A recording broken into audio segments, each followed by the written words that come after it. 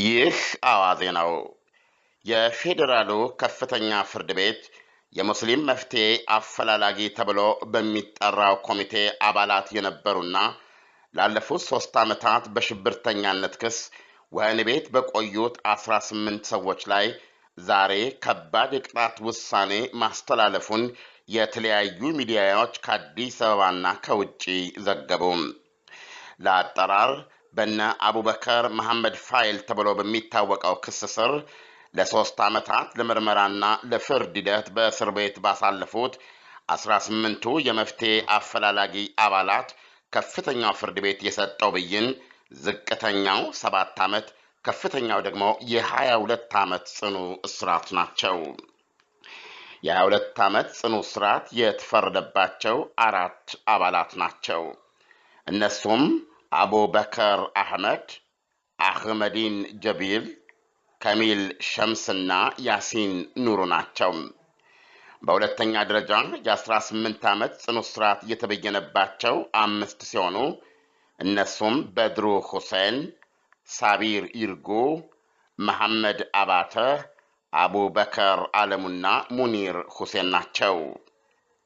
በሶስተኛ ደረጃ የ15 ዓመት ጽኑ እስራት የተበየነባቸው 5ቱ ደግሞ ሼህ መከተ ሙሄ፣ አህመድ ሙስጠፋ፣ ሼህ ሰኢድ አሊ ጁሃር፣ ሙባረክ አደምና ኻሊድ ኢብራሂም ናቸው። በመጨረሻም በአንጻራዊነት ዝቅተኛ የሆነው የ7 ዓመት ጽኑ እስራት የተፈረደባቸው ደግሞ 4 ናቸው። እነሱም ሙራድ ሽኩር፣ ኑሩ ቱርኪ፣ ሼህ ባህሩ ዑመርና ዮሴፍ ጌታቸው ናቸው። 18ቱ የሙስሊም መፍትሄ አፈላላጊዎች የጥፋት ማቅለያ እንዳላቀረቡና በዚህም ምክንያት አቃቤ ሕግ ያቀረበባቸው የጥፋት ማካበጃ ለውሳኔው ከባድነት አስተዋጽኦ ማድረጉ ተዘግቧል። ቁጥራቸው ከፍተኛ የሆኑ ሙስሊም ኢትዮጵያውያን መንግስት በሃይማኖታቸው ጣልቃ መግባቱን እንዲያቆምና የታሰሩት የኮሚቴ አባሎቻቸው ከስር እንዲፈቱ በመጠየቅ የተለያየ ሰላማዊ የተቃውሞ ትዕይንት ሲያደርጉ ቆይተዋል። ላለፉት 4 ዓመታት ሳያቋርጥ የቀጠለው ሰላማዊ ተቃውሟቸው ድምጻችን ይሰማ በሚል ይታወቃል። ይህ አዋዜ ነው።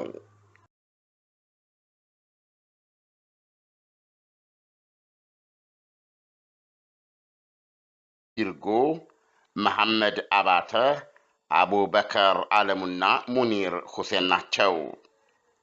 በሶስተኛ ደረጃ የ15 ዓመት ጽኑ እስራት የተበየነባቸው 5ቱ ደግሞ ሼህ መከተ ሙሄ፣ አህመድ ሙስጠፋ፣ ሼህ ሰኢድ አሊ ጁሃር፣ ሙባረክ አደምና ኻሊድ ኢብራሂም ናቸው።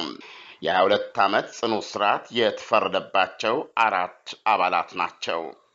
እነሱም አቡበከር አህመድ፣ አህመዲን ጀቢል፣ ከሚል ሸምስና ያሲን ኑሩ ናቸው። በሁለተኛ ደረጃ የ18 ዓመት ጽኑ እስራት የተበየነባቸው 5 ሲሆኑ እነሱም በድሩ ሁሴን፣ ሳቢር።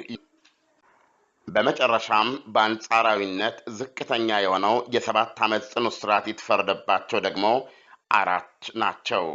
እነሱም ሙራድ ሽኩር፣ ኑሩ ቱርኪ፣ ሼህ ባህሩ ዑመርና ዮሴፍ ጌታቸው ናቸው። 18ቱ የሙስሊም መፍትሄ አፈላላጊዎች የጥፋት ማቅለያ እንዳላቀረቡና በዚህ ይህ አዋዜ ነው። የፌዴራሉ ከፍተኛ ፍርድ ቤት የሙስሊም መፍትሄ አፈላላጊ ተብሎ በሚጠራው ኮሚቴ አባላት የነበሩና ላለፉት 3 ዓመታት በሽብርተኛነት ክስ ወህኒ ቤት በቆዩት 18 ሰዎች ላይ ዛሬ ከባድ የቅጣት ውሳኔ ማስተላለፉን የተለያዩ ሚዲያዎች ከአዲስ አበባና ከውጪ ዘገቡ። ለአጠራር በነ አቡበከር መሐመድ ፋይል ተብሎ በሚታወቀው ክስ ስር ለ3 ዓመታት ለምርመራና ለፍርድ ሂደት በእስር ቤት ባሳለፉት 18ቱ የመፍትሄ አፈላላጊ አባላት ከፍተኛው ፍርድ ቤት የሰጠው ብይን ዝቅተኛው 7 ዓመት ከፍተኛው ደግሞ የ22 ዓመት ጽኑ እስራት ናቸው።